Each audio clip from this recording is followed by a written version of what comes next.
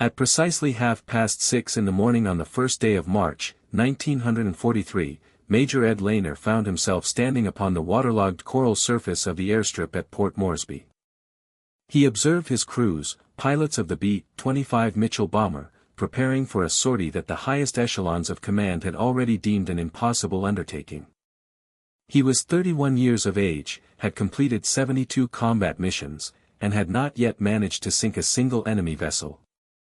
The Japanese military had dispatched 8 cargo ships, laden with troops, and 8 escort destroyers from Rabaul, carrying close to 7,000 soldiers intended to bolster their defensive presence at Lae. American intelligence had successfully intercepted communications detailing the convoy's departure. Every transport vessel that managed to reach Lae would translate into an additional division the Allied forces would be compelled to dislodge from the dense jungle, at a considerable cost in bloodshed. Lehner's dilemma was straightforward. Conventional aerial bombardment, conducted from an altitude of 10,000 feet, afforded enemy ships ample opportunity to evade. The Japanese captains would observe the American bombers ascending to their operational height, accurately calculate the projected trajectory of the ordnance, and then steer their vessels away from the predicted impact zones. For 8 arduous months, the B-27 bombers of the 5th Air Force had been attempting to interdict Japanese convoys, achieving a mere 3% success rate. The vast majority of their bombs detonated harmlessly in the open ocean while the intended target steamed onward, unscathed. The cold, hard arithmetic was unforgiving. A bomb weighing 1,000 pounds, released from a considerable altitude, would take 37 seconds to reach the water's surface.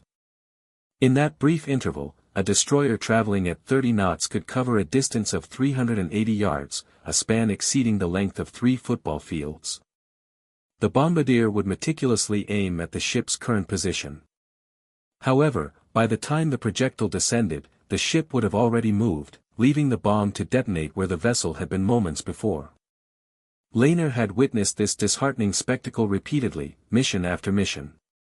The bombers would return, their reconnaissance photographs showcasing impeccably grouped bomb patterns, but these patterns invariably encircled the ships, never striking them directly. Crews would report direct hits, which, upon closer examination, were revealed to be near misses. The Japanese continued their voyages, unhindered. Meanwhile, the attrition rate of American bombers continued to escalate. His own squadron had sustained the loss of 4 aircraft within the preceding month, solely in attempts to engage these convoys. That represented 40 brave men. The Japanese defenses, with calculated precision, shot down high-altitude bombers. Their gunners possessed sufficient time to track incoming aircraft, compute the necessary lead, and bracket the formation with devastating artillery fire. By the time bombs were released, half the squadron would already be engulfed in flames.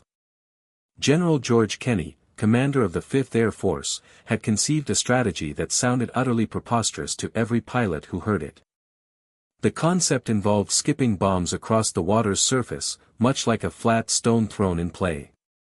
The directive was to approach at an altitude of 50 feet, release the bomb at a distance of 300 yards from the target, and utilize a fuse with a 5-second delay. This would allow the bomb's forward momentum to carry it directly into the ship's hull. The bomb, theoretically, would skip once, perhaps twice, before detonating upon contact or just beneath the waterline. While the theoreticians maintained its efficacy, the pilots decried it as a suicidal endeavor. Piloting a twin-engine bomber at a mere 50 feet above the churning ocean swells, directly towards a vessel bristling with anti-aircraft weaponry, went against every survival instinct Lehner had diligently cultivated over his years of service.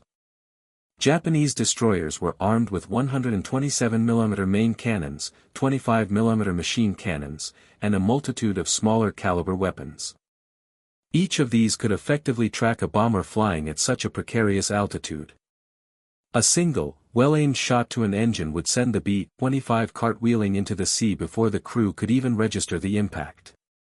Higher command had twice prohibited this tactic, citing it as excessively dangerous, too experimental, and entirely unproven. Lehner's request to conduct practice sessions for skip bombing had been met with refusal in December and again in January. The official correspondence characterized his proposal as a reckless disregard for both valuable equipment and invaluable personnel. Air crews, it insisted, needed to concentrate their efforts on established, high-altitude attack methodologies. However, these established high-altitude tactics were demonstrably failing to sink ships.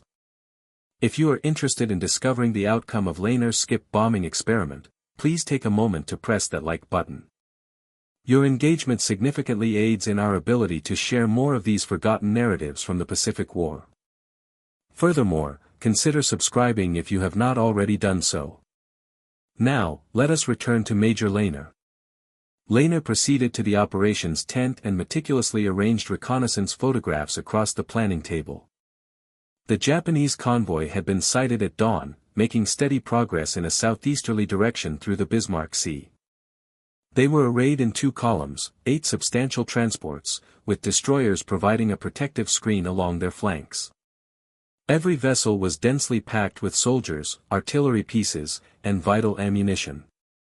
Should these transports successfully reach Lae, the protracted conflict in New Guinea would undoubtedly extend for an additional year.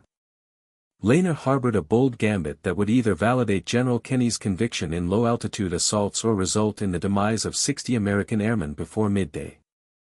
The convoy was projected to pass within effective striking distance at precisely 9 o'clock in the morning. This left 3 hours for preparation and, crucially, 3 hours to imbue his pilots with the skills to fly in a manner entirely unprecedented for them. Lehner summoned his squadron leaders into the tent and clearly articulated the plan that they had been explicitly forbidden to rehearse. The B-25 Mitchell bomber was not inherently designed for the radical maneuver Lehner was proposing. This aircraft had been engineered to engage targets from medium altitudes, employing a level bombing approach. Its twin Wright Cyclone engines could propel it to speeds of 300 miles per hour in level flight. However, such velocity was rendered largely irrelevant if Japanese gunners possessed a 30-second window to track the bomber's approach. General Kenny's innovative modification fundamentally altered this equation. Mechanics from the 5th Air Force had systematically removed the bombardier's station situated in the nose of the aircraft. In its place, they installed 8.50 caliber machine guns, all angled forward. 4 of these were positioned in the nose compartment, while the remaining 4 were housed in blister-like enclosures on the fuselage's exterior. The B-25 had been effectively transformed into a formidable aerial gun platform, capable of unleashing 200 rounds per minute onto a designated target. The underlying theory was elegantly simple: suppress the enemy ship's anti-aircraft batteries with concentrated machine gun fire during the critical approach phase. This tactic was intended to compel the gunners to seek cover, forcing them to choose between returning fire and ensuring their own survival. Lehner had personally witnessed mechanics attaching these formidable weapons to his aircraft a mere 3 weeks prior.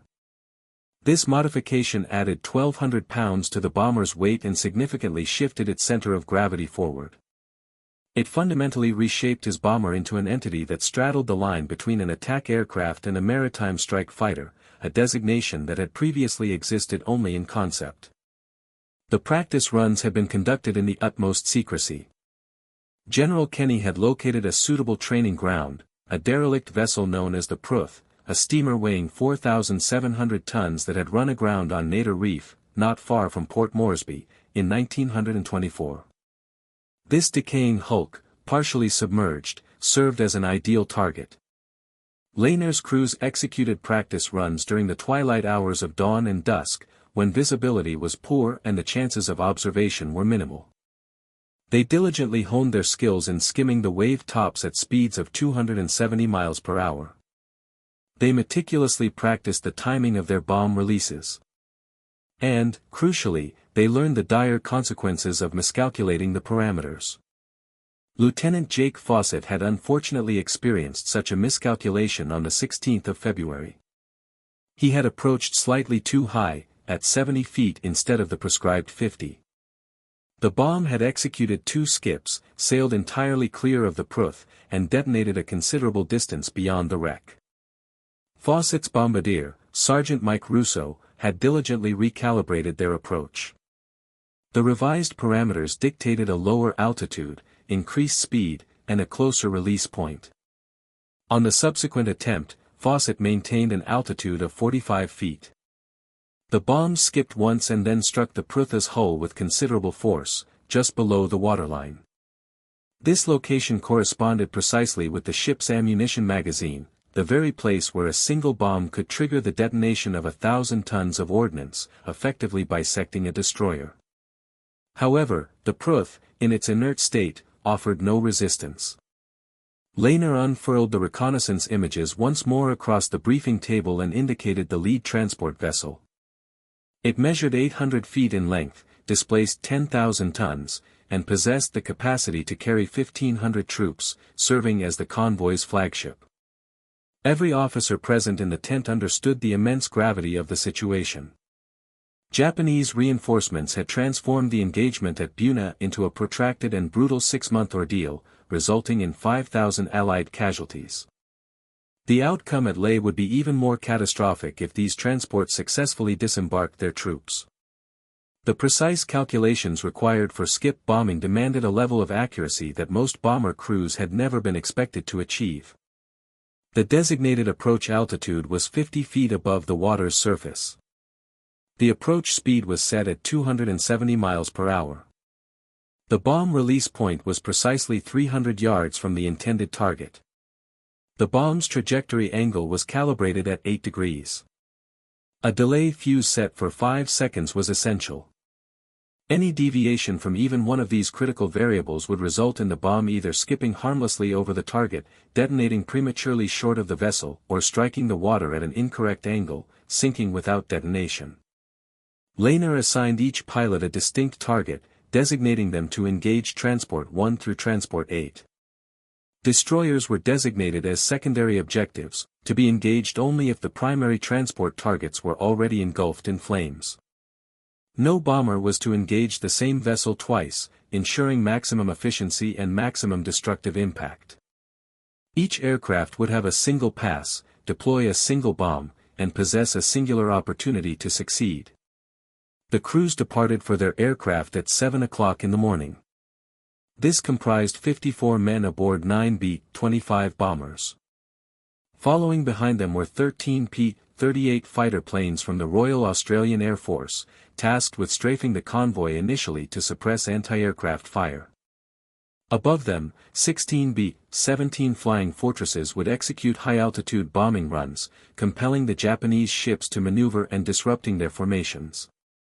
The P-38 Lightning fighters were intended to keep the Japanese Zero fighters occupied at higher altitudes, but the decisive blow was to be delivered by Lehner's 9 bombers at their perilous 50-foot altitude. Lehner himself climbed into his aircraft at 7:15. His co-pilot, Lieutenant Tom Benz, was already diligently running through the pre-flight checklist. The bombardier, Staff Sergeant Carl Walls, was meticulously verifying the bomb release mechanism for the 4th time. Not a word was spoken. The entire crew had flown together for 9 months, forging a deep understanding. They were acutely aware of what a 50-foot approach entailed. They fully comprehended the daunting odds stacked against them. Lehner initiated the start-up sequence for the port engine, followed by the starboard engine. The right-hand cyclones roared to life, settling into their familiar, powerful rumble. Around him, 8 other B-25s were completing their engine startups. The formation would take off in flights of 3 aircraft. Lehner's flight would lead the way. The directive was to maintain a low altitude over the water for the entire duration of the flight. Japanese radar systems were incapable of tracking aircraft below an altitude of 100 feet. Surprise, therefore, represented their sole and most critical advantage. At precisely 7:45, Lehner released the brakes and commenced his takeoff roll. By 9:30, the outcome would be definitively known, whether General Kenny's audacious theory would prove successful or if he had inadvertently led his entire squadron into a devastating slaughter. The flight to the Bismarck Sea spanned 90 minutes. Lehner maintained his formation at an altitude of 30 feet above the ocean's surface, low enough that the spray generated by the wave tops occasionally misted his windscreen. The B-25s flew in a loosely configured V formation. Each aircraft was separated by a distance of 200 yards, close enough to preserve visual contact but sufficiently spaced to prevent a single burst of enemy fire from incapacitating two bombers. Radio silence was strictly enforced. The Japanese monitored every frequency, and any transmission could alert the convoy to the inbound American bombers. Surprise was deemed infinitely more valuable than intricate coordination. Lehner consulted his wristwatch. It read 8:30. The convoy was expected to be 60 miles to the northeast, steaming at 12 knots directly towards the designated intercept point. Precisely on schedule, according to the morning's reconnaissance report, the ocean below appeared deceptively empty. There were no visible whitecaps, no Japanese patrol boats, merely an endless expanse of blue water stretching to the horizon in every conceivable direction. Flying at such a low altitude, Lehner's visibility extended no more than 5 meters. The convoy could materialize from any direction. His navigational skills had to be absolutely flawless. A deviation of 5 degrees off course would result in missing the target entirely. Approaching the convoy from an unfavorable angle would grant the enemy destroyers sufficient time to bring their formidable main guns to bear. At precisely 8:52, Lehner detected smoke on the distant horizon. It was the telltale black diesel exhaust emanating from 16 vessels proceeding in formation. He keyed his throat microphone once, initiating a coded signal to the Titan formation. His wingmen responded with single clicks, confirming adherence to radio discipline. As they closed the distance, the convoy gradually took shape, 2 columns of transports, for ships composing each column, with destroyers forming a protective screen extending 2 miles ahead and along both flanks. Lehner meticulously counted the gun emplacements on the nearest destroyer. There were 6 primary turrets, complemented by dozens of smaller weapons. Every one of these guns would undoubtedly be trained on his approach the moment they broke the horizon. At precisely 8:57, the forward fighters commenced their attack. Lehner observed from a distance of 3 miles as 13 Australian aircraft executed dives upon the convoy from the northeast.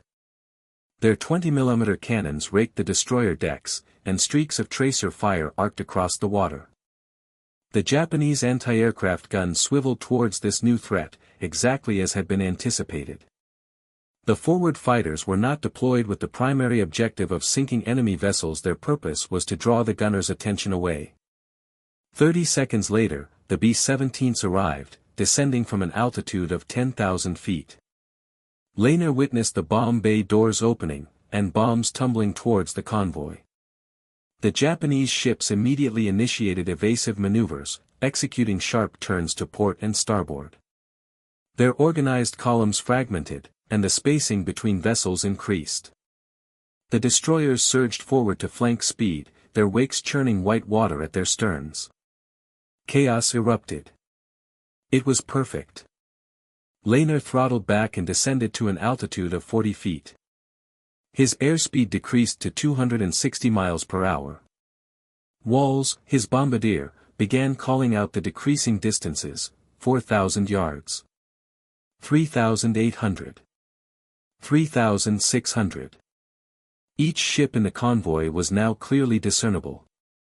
Lehner selected his target, the second transport in the port column, 700 feet in length, sitting low in the water, indicating it was fully laden. His bomb was programmed to strike amidships, precisely where the troop compartments were densely packed with soldiers. The destroyer positioned on the left flank detected their approach. Lehner observed the muzzle flashes. The initial shells arced towards his formation, but flew too high. The Japanese gunners, accustomed to engaging bombers at considerable altitude, had not yet adjusted their targeting parameters for a 50-foot approach. At a distance of 2,000 yards, Lehner opened fire. All 8 of his .50 caliber machine guns unleashed a torrent of fire. Tracer rounds stitched across the transport superstructure. Glass shattered. Metal sparked. Men on deck either fell or dove for cover. The suppression tactic was proving effective. The anti-aircraft crews were unable to return fire as bullets tore through their positions at a rate of 800 rounds per minute. At 1,200 yards, Lehner's wingmen began to spread out, each bomber aligning itself with its assigned target. The formation was deliberately fragmenting. 9 bombers were engaging 9 separate ships simultaneously. This maneuver offered the defenders insufficient time to shift their firing solutions or coordinate a coherent response. At 800 yards, the destroyer's main guns fired once more. This time, the shells bracketed Lehner's flight path, exploding to the left and right. The concussive force was powerful enough to rock the aircraft. Shrapnel pinged off the fuselage. Benz, the co-pilot, reported damage. Port engine oil pressure dropping. Still in the green. At 600 yards, the transport vessel dominated Lehner's windscreen. He could discern individual soldiers on the deck scrambling for cover. He could see the bridge windows and the ship's gun crews as they swiveled their weapons towards his position. Every primal instinct screamed at him to pull up, to climb, to escape the impending wall of steel that was hurtling towards him at a combined closing speed of 300 miles per hour. At 400 yards, Wall's voice cut through the roar of the engines, bomb-armed, ready for release. At 300 yards, Lehner actuated the bomb release. He felt a distinct upward lurch of the aircraft as the 1,000-pound projectile separated and dropped free. The bomb tumbled forward, propelled by its own momentum. It struck the water nose first, skipped once like a flung flat stone, and then arrowed directly towards the transport's hull. Lehner wrenched back hard on the control yoke, pulling his aircraft upwards and away. The 5-second delay fuse was actively counting down. The bomb detonated precisely at the waterline. Lehner did not witness the explosion directly. He was climbing steeply, his vision filled with the sky above, but he felt its impact. The shockwave struck his aircraft like a physical blow, lifting the tail section and violently throwing the B-25 sideways. Benz wrestled with the controls. The altimeter spun erratically, 100 feet, 200, 300. Lehner risked a brief glance backward. The transport was visibly splitting open. A colossal column of fire and thick black smoke erupted from its midsection. The hull buckled under the force. Metal shrieked in protest. Secondary explosions rippled through the superstructure as internal ammunition stores detonated. The ship listed sharply to port, already taking on water through the massive aperture torn into its side. Soldiers were leaping overboard in their desperation, appearing as minuscule figures abandoning a doomed vessel. A single bomb, released 15 seconds earlier, had achieved catastrophic damage. The skip bombing technique had proven successful. To Lehner's right, Lieutenant Jake Fawcett's bomber was ascending from its own attack run. Another transport was engulfed in flames, with fire climbing its forward mast. To his left, Captain Bill Hayes had just released his ordnance on a destroyer. The bomb skipped twice and struck beneath the aft turret. The destroyer's stern lifted dramatically out of the water, a consequence of the internal explosion. As it crashed back down, the entire rear third of the vessel was conspicuously missing. The destroyer began to settle rapidly by the stern, sinking fast. 4 targets had been hit within the initial 90 seconds. The Japanese convoy was plunged into complete disarray, but the defenders were beginning to adapt. A destroyer positioned on the far flank had pivoted to confront the attacking bombers. Its main guns fired in rapid succession, the shells walking across the water's surface towards Lieutenant Tom Mitchell's B-25. The first shell missed by a significant 50 yards, the second by 20, but the third found its mark. Mitchell's aircraft disintegrated upon impact. The bomb carried beneath the fuselage detonated instantaneously. The explosion vaporized the bomber, leaving no trace. There were no parachutes, no survivors. 5 men vanished between one heartbeat and the next. Lehner observed the debris scattering across the water. There was no time for contemplation. No time for mourning. The assault was still in progress. The remaining B-25s continued their attacks. Lieutenant Carl Johnson lined up his approach on the lead transport, the convoy's flagship. His execution was textbook, 50 feet altitude, 270 miles per hour, machine guns blazing. The Japanese crew retaliated with everything at their disposal.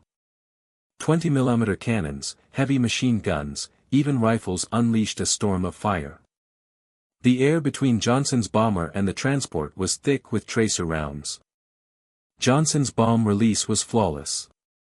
The weapon skipped once and punched through the transport's hull just forward of the bridge. The delay fuse allowed it to penetrate deeply into the ship's interior before detonating. The resultant explosion tore through 3 decks. Fire erupted from the cargo holds. Laner knew precisely what was stored in those holds: ammunition, artillery shells, fuel drums. The transport was instantly transformed into an inferno. Men on deck burned, leaping into the sea, trailing flames. Lieutenant Paul Warren's bomber sustained damage during its approach. A Japanese gunner on one of the destroyers had finally adjusted his aim for the low-altitude attack. 20mm shells ripped through Warren's port wing. Fuel began streaming from the punctured tank. Warren, with remarkable resolve, maintained his course. 300 yards. 200. At a distance of 150 yards, he released his bomb. It skipped and struck the transport below the waterline. Warren banked hard to the right, trailing fire. His co-pilot, Lieutenant Dave Miller, immediately activated the fire suppression system. The flames subsided. The bomber, though severely damaged, remained airborne. 6 transports were burning or sinking. 2 destroyers were crippled, and 1 B-25 had been lost. The engagement had lasted a mere 4 minutes. The second wave of attackers was already inbound. 9 more B-25s from the 90th Bomb Squadron, led by Major Ralph Chell, arrived on the scene. They had witnessed Laner's assault from a distance of 5 miles. They were now fully aware that the tactic was effective, and they understood the potential cost. Chell's formation spread out, each bomber selecting a target from the vessels still afloat. The Japanese were now fully prepared. Every gun in the convoy was tracking low targets. The destroyers had formed a defensive line, their main batteries unleashing coordinated volleys. The ocean erupted with splashes from incoming shells. The barrage was intense, deadly, and precisely calculated. The Japanese had learned from the initial attack and were determined to make the Americans pay a heavy price for the second. Chell's bomber approached from the east, directly into the blinding glare of the sun. A clever maneuver. The Japanese gunners, partially blinded by the solar glare, were firing at indistinct shadows. His bomb struck a transport vessel that was already listing heavily. The explosion accelerated its sinking process. The ship rolled onto its side and submerged in less than 2 minutes, taking 1,200 soldiers down with it. Lieutenant Harold Jensen was not as fortunate. His approach angle was flawed, too shallow and too fast. His bomb skipped 3 times, cleared the target destroyer entirely, and detonated harmlessly beyond the convoy. Jensen initiated a climb and began to circle for another attack run. The Japanese destroyer he had missed meticulously tracked his every move. As Jensen commenced his second pass, the destroyer was waiting. The first shell obliterated his port engine. The second struck the cockpit. Jensen's B-25 rolled inverted and crashed into the sea at an estimated speed of 300 miles per hour. There was no explosive detonation, merely the violent impact. The ocean swallowed the aircraft and continued its relentless motion. 2 bombers down, 7 transports sinking, and 3 destroyers crippled. The battle had raged for 8 minutes, and Laner realized with chilling clarity that the Japanese still possessed 60 Zero fighters lurking somewhere above the clouds. The Zeros appeared at 9:15, 18 of them descending from an altitude of 12,000 feet. Laner spotted them through patches of scattered clouds, their silver forms dropping towards the bombers like predators upon unsuspecting prey.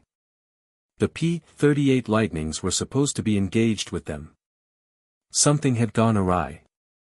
Either the Lightnings were outnumbered, or the Japanese had deployed a second fighter group, information that had not been previously known.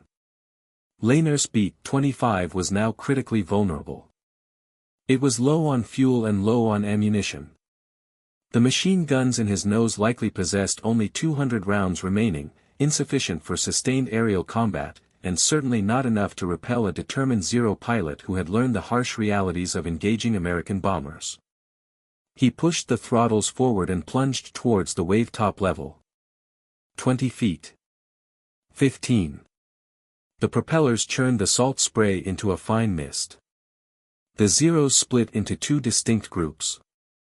Half maintained their high altitude to engage the P-38s. The remaining 9 aircraft turned their attention towards the bombers. They advanced rapidly, at speeds approaching 400 miles per hour, unleashing their 20mm cannons from a distance of 1,000 yards. Lainer saw tracer fire arc past his cockpit canopy. They were dangerously close. He maneuvered sharply to the left, then to the right, attempting to present a difficult target. Behind him, Staff Sergeant Tommy Blake occupied the dorsal gun turret, firing short, controlled bursts at the nearest Zero. The Japanese fighter broke off its attack, not due to damage, but seemingly out of caution. Lieutenant Warren's already damaged bomber was not so fortunate. Azuro clung tenaciously to his tail, a persistent shadow. Warren executed every evasive maneuver in his repertoire. Ascents, abrupt descents, sharp banking turns that strained his compromised wing. None proved effective. The opposing pilot demonstrated exceptional skill. With calculated patience, he waited until Warren depleted his airspeed during an upward arc, then unleashed a 2-second burst. Warren's right engine erupted in flames.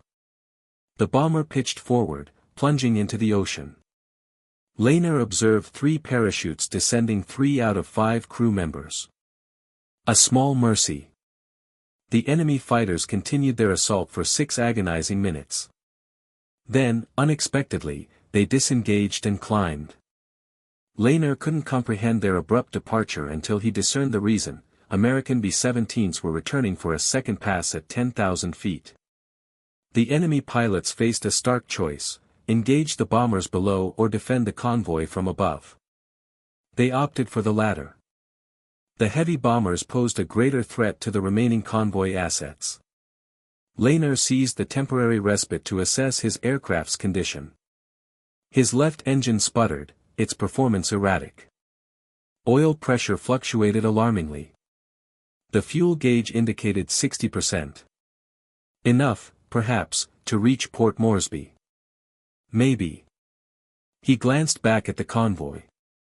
8 transports had sustained damage. 7 were sinking or had already succumbed. The 8th burned fiercely but remained afloat, struggling towards the coast of New Britain. All 4 screening destroyers were crippled. 2 were adrift and motionless. The other 2 patrolled the vicinity of the burning transports, attempting to rescue survivors. The conflict in the Bismarck Sea was far from concluded. The time was 9:21. The initial engagement had lasted 11 minutes, but the destruction would extend for 3 more days. American bombers would return at 6-hour intervals. Point boats would pursue survivors adrift in lifeboats. The Japanese had deployed 7,000 troops with this convoy. Fewer than 200 would reach their destination. The remainder would perish by drowning, fire, or exposure under the tropical sun. Lainer plotted a course for home. His formation was dispersed across 30 miles of ocean. 4 bombers were confirmed lost, with 20 men dead or missing. Yet, the mission had achieved its objective. Skip bombing had validated its efficacy in the most unforgiving manner imaginable. This technique would be refined, standardized, and disseminated to every bomber squadron in the Pacific Theater.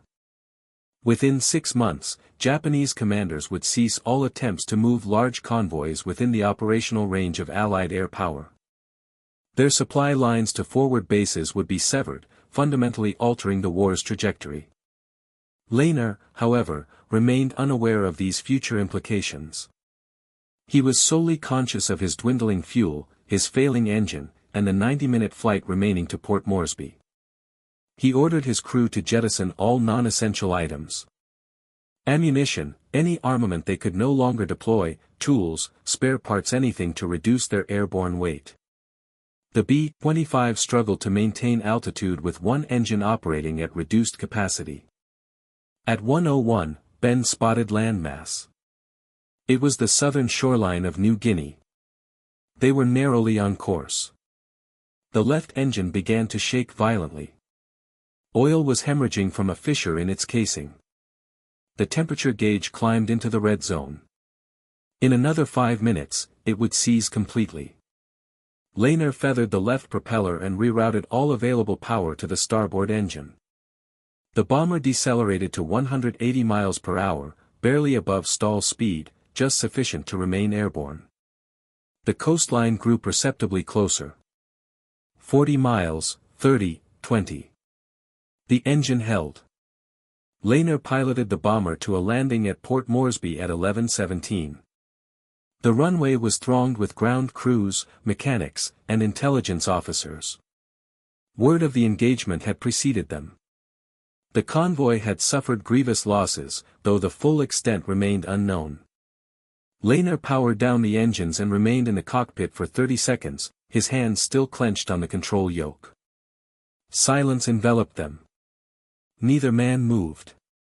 They had been airborne for 3 hours and 42 minutes, yet it felt like 3 days. The subsequent debriefing endured for 2 hours. Laner and his surviving pilots occupied the operations tent while intelligence officers meticulously probed them with questions phrased in various ways. They inquired about the number of ships damaged, the number sinking, the quantity of bombs released, and the aircraft lost. The officers pieced together a composite picture from these fragmented accounts. 9 pilots had engaged the enemy. 5 had returned. Mitchell was gone. Jensen was gone. Warren was in the water, his crew subsequently rescued by a Catalina flying boat. 2 men were wounded. Reconnaissance photographs arrived at 1300 hours. An Australian Beaufort had photographed the convoy from 15,000 feet at noon. The images narrated the story that Laner's crew could only partially convey. 8 transports. 7 confirmed sunk or in the process of sinking. The 8th was beached on the coast of New Britain, engulfed in flames. 4 destroyers. 2 sunk, 2 critically damaged and retreating towards Rabaul. The total duration from the initial attack to the final vessel succumbing was 3 hours. General Kenny arrived at Port Moresby at 1600 hours. He proceeded directly to the operations tent, spreading the reconnaissance photographs across the briefing table. He offered no congratulations, extended no handshakes. Pointing to the burning transport grounded on the coast, he declared, "Finish it." The Australian Beauforts would execute another sortie at dusk. No enemy vessel was to be permitted to reach Leyte. Absolutely none. The second strike commenced its launch at 17:30. Laner did not participate. His bomber required a new engine. Instead, he stood on the tarmac, observing 9 fresh B-25s ascend into the setting sun. They would reach their target at dusk. The surviving Japanese personnel would be attempting to salvage what they could from the wreckage on the beach for transport. They would not anticipate another attack. They would be mistaken. The strike returned at 2000 hours. The beached transport had been obliterated, sunk at its mooring. The 2 damaged destroyers, attempting an escape, were intercepted, both hit, both sinking. The Japanese had initiated this operation with 16 vessels. By nightfall on March 2, 14 lay at the bottom of the Bismarck Sea. The remaining 2 destroyers limped into Rabaul at midnight, barely afloat. The human cost was staggering. 7,000 Japanese soldiers had departed from Rabaul. Reconnaissance flights over the subsequent 2 days identified approximately 900 survivors reaching the coast of New Britain, either by lifeboat or by swimming. American point boats intercepted the majority of the lifeboats. Some survivors were taken aboard. Others perished in the water. The line between combat and atrocity blurred across those 3 days. Command had issued orders for no quarter to be given. The Japanese had strafed American aircrews bailing out with machine gun fire. The Americans reciprocated this brutality toward soldiers in lifeboats. Laner learned of these events 3 days later. He did not solicit details, nor did he wish to know which point boat crews had fired upon lifeboats, nor which bomber crews had strafed survivors swimming towards shore. The war had its established rules, until it didn't. These regulations had ceased to apply somewhere between Mitchell's bomber disintegrating and the final Japanese transport succumbing to the waves. No one spoke of it. It was omitted from after-action reports. Yet, it had occurred nonetheless. The final casualty assessment was compiled on March 7. Japanese losses: 8 transports sunk, 4 destroyers sunk. Approximately 3,000 troops drowned. Another 1,500 perished in aerial attacks. 1,200 reached Leyte overland through the jungle, arriving without weapons, supplies, or any semblance of organization, rendering them combat ineffective. The reinforcement operation had failed entirely. American losses: 4 B-25s, 1 B-17, 2 P-38s, 13 aircrew killed, 6 wounded. Against an entire Japanese convoy, the exchange rate was staggeringly one-sided. Skip bombing had proven effective, but its success was predicated on Larner's crew's willingness to fly directly at destroyers at 50 feet, while anti-aircraft fire rendered the air a lethal tempest of metal. Courage was an insufficient descriptor, insanity was closer to the truth. Kenny characterized it as the most decisive air-sea engagement of the Pacific War. Admiral Yamamoto deemed it a catastrophe. The Japanese Navy promptly rescinded all future large convoy operations within the range of Allied land-based air power. The vital supply line to New Guinea was severed. The garrisons at Leyte, Salamaua, and Madon would be forced to subsist on their existing meager resources, a prospect of short survival. However, the Battle of the Bismarck Sea instigated transformations extending beyond Japanese strategy. It fundamentally altered how every air force globally approached maritime attacks. The Americans refined the skip bombing technique. The British adopted it. The Soviets emulated it. By 1944, low-altitude bombing had become standard doctrine for maritime strike aircraft worldwide. Laner flew 16 additional missions before his rotation home in May.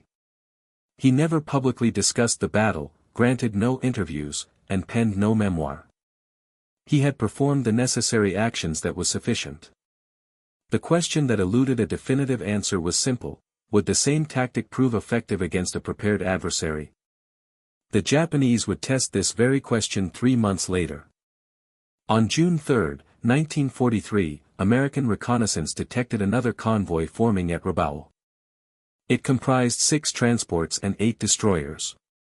This time, the Japanese vessels sailed under the cover of darkness. This time, 60 Zero fighters provided continuous aerial escort. This time, each destroyer was equipped with an additional 20mm anti-aircraft gun, strategically positioned to counter low-altitude assaults. They had learned from the Bismarck Sea engagement.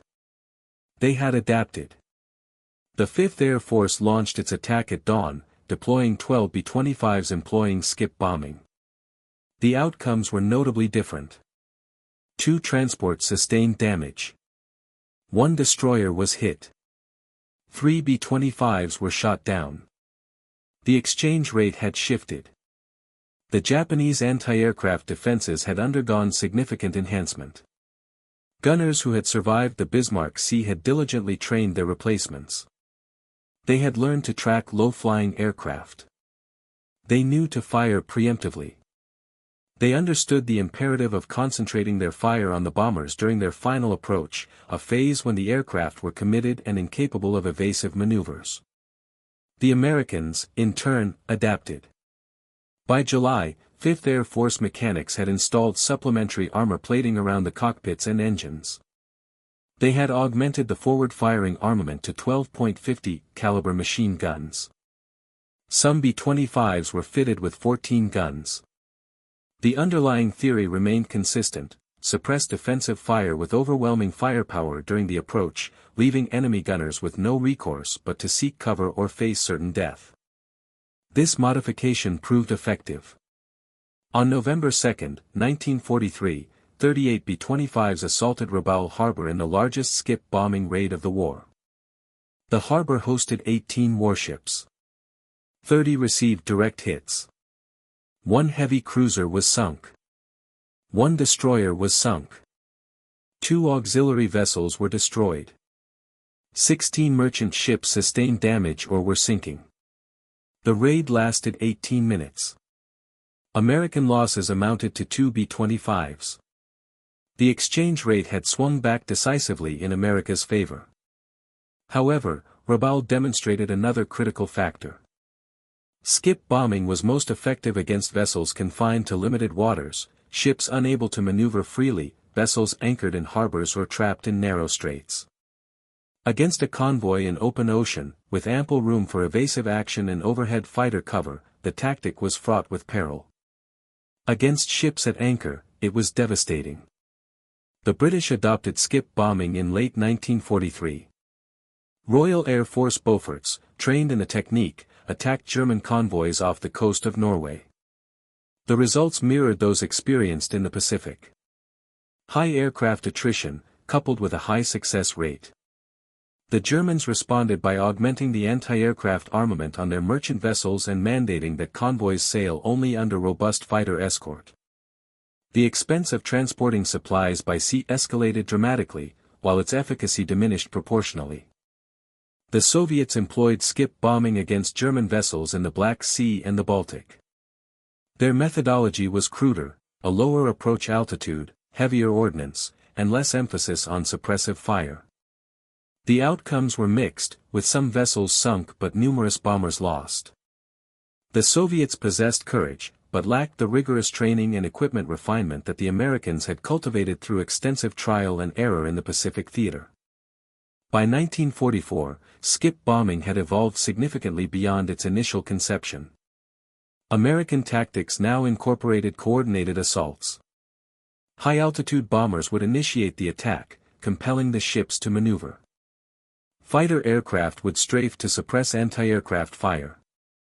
Subsequently, the skip bombers would approach at low altitude, exploiting the distraction and disorganization of the defenses. This multi-layered approach effectively reduced losses while maintaining a high degree of effectiveness. The statistics provided a clear narrative. Between March 1943 and August 1945, American aircraft utilizing skip bombing sank or severely damaged 212 Japanese vessels. The cost was 47 bombers lost. This equated to a kill ratio of 4.5 ships per bomber. For comparative purposes, high-altitude bombing achieved a kill ratio of 0.3 ships per bomber. Skip bombing was thus 15 times more effective. However, the human cost was considerably more difficult to quantify. Skip bombing necessitated crews flying directly towards heavily armed ships, maintaining a steady course while tracer fire illuminated the air around them. The psychological toll was immense. Pilots who participated in skip bombing missions experienced shorter combat tours, exhibited higher rates of combat fatigue, and required more frequent medical groundings for stress-related conditions. The tactic was effective, but it exacted a severe toll on the men who executed it. Lehner never flew skip bombing missions again after May. He dedicated himself to training new crews, observing them depart on missions utilizing the tactic he had helped validate. He witnessed some of them fail to return. By the war's conclusion, he had trained 62 pilots in skip bombing. 18 were killed in action. 23 were wounded. The mathematics were grim: a 29% fatality rate, and a 66% casualty rate, including those wounded. While better than high-altitude bombing, it was worse than almost any other combat aviation role. The question military historians would debate for decades was whether skip bombing had shortened the war. The answer was complex. Skip bombing alone did not win battles, but it effectively strangled Japanese supply lines, rendered reinforcement prohibitively costly, and compelled the Japanese Navy to abandon large-scale convoy operations. Without supplies, garrisons languished. Without reinforcements, defensive positions became untenable. The islands fell sequentially. What remained certain was this: on March 2 and 3, 1943, 9 B-25 bombers, flying at 50 feet, had obliterated an entire Japanese convoy in 15 minutes of sustained combat. The tactic had been prohibited twice, labeled as suicide by all who heard of it, and ultimately proven effective by men willing to fly into walls of anti-aircraft fire because the alternative was allowing 7,000 enemy soldiers to reach their intended destination. The bombers that attacked the Bismarck Sea convoy were scrapped after the war. None survived as museum exhibits. Major Ed Larner returned to the United States in June 1943. He was 31 years old, having completed 88 combat missions. He had survived longer than most bomber pilots in the Pacific. The Army Air Force desired him to train new crews, impart his learned knowledge, and pass on the effective techniques he had developed. He refused. Larner requested and was granted a transfer to transport aircraft. He spent the remainder of the war flying C-47s, ferrying supplies and personnel across the Pacific. No combat, no skip bombing, and no further missions where he witnessed crews he had trained perish in aircraft he had instructed them to fly. He never explained his decision, nor was it necessary. Command understood. Some individuals could continue flying combat after experiencing such horrors. Others could not. There was no shame associated with either choice. He was promoted to lieutenant colonel in December 1943. He declined the promotion twice before ultimately accepting it. He sought no accolades. His sole desire was to conclude the war and return home. His wish was granted in September 1945 with Japan's surrender. Larner mustered out 3 months later, bearing a Distinguished Flying Cross, 2 Air Medals, and a Purple Heart for shrapnel wounds he had never disclosed in any after-action report. Larner passed away in 1997 in Sacramento, California, at the age of 85. His obituary in the local newspaper mentioned his military service in a single sentence. It omitted any reference to the Battle of the Bismarck Sea, skip bombing, or his instrumental role in developing a tactic that revolutionized naval warfare. He had instructed his family not to discuss these matters, and they honored his request. General George Kenney received credit for skip bombing in most historical accounts, a fact Larner found acceptable. Kenney had conceived the theoretical framework. Larner had merely demonstrated its practical efficacy. This distinction held significance for historians, but little for the pilots who undertook these missions. They knew who had led the initial assault. They knew who had trained them. They understood whose techniques had ensured their survival as Japanese gunners tracked their approach at 50 feet. The B-25 Mitchell bomber achieved legendary status, partly due to skip bombing. The aircraft served in every theater of World War II, but its formidable reputation was forged in the Pacific, executing missions that should have been unsurvivable.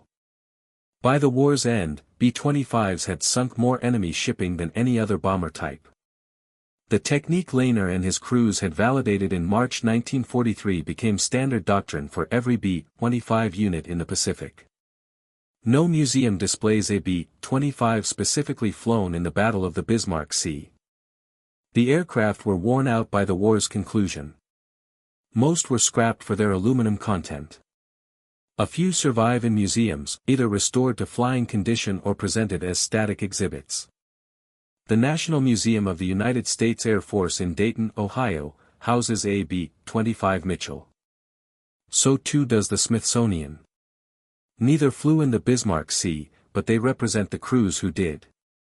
The battle itself remains largely forgotten outside military history circles. It lacks the widespread recognition of Midway or Guadalcanal. No major films were produced about it. No iconic photographs captured its pivotal moments. All that remains are after-action reports, reconnaissance imagery, and the testimonies of men who, for the most part, chose not to recount their experiences. What endures is this: in March 1943, a contingent of American bomber crews demonstrated that aircraft could sink ships by skipping bombs across water at an altitude of 50 feet. The tactic was initially dubbed suicide before its effectiveness was proven. Afterward, it was hailed as genius. The truth lay somewhere in between. It was desperation meeting innovation. It was men willing to attempt the untried because conventional methods were failing. It was courage measured in the unwavering decision to maintain heading while anti-aircraft fire transformed the air into a lethal zone. The Pacific War underwent a profound shift after the Bismarck Sea engagement. Japanese convoys ceased operating within the reach of Allied air power. Supply lines collapsed, garrisons starved, and islands fell. The war advanced closer to Japan, one island at a time, and the Japanese Navy was powerless to halt this progression, unable to resupply its forward positions. Skip bombing, while not solely responsible for winning the war, effectively choked off the supply routes essential for continued Japanese resistance. If this narrative has resonated with you as profoundly as it has with us, kindly grant us a favor by clicking the like button. Every single like signals to YouTube that this story should be presented to a wider audience. Please subscribe and activate notifications. We are dedicated to unearthing forgotten narratives from dusty archives on a daily basis. Leave a comment right now and inform us of your viewing location. Are you watching from the United States, the United Kingdom, Canada, or Australia? Our community spans the globe. You are more than just a viewer, you are an integral part of preserving these memories. Let us know where you are. Inform us if any family members served. Simply acknowledge your presence. Thank you for watching, and thank you for ensuring that Ed Larner and his crews do not fade into silence. These men deserve to be remembered, and you are instrumental in making that happen.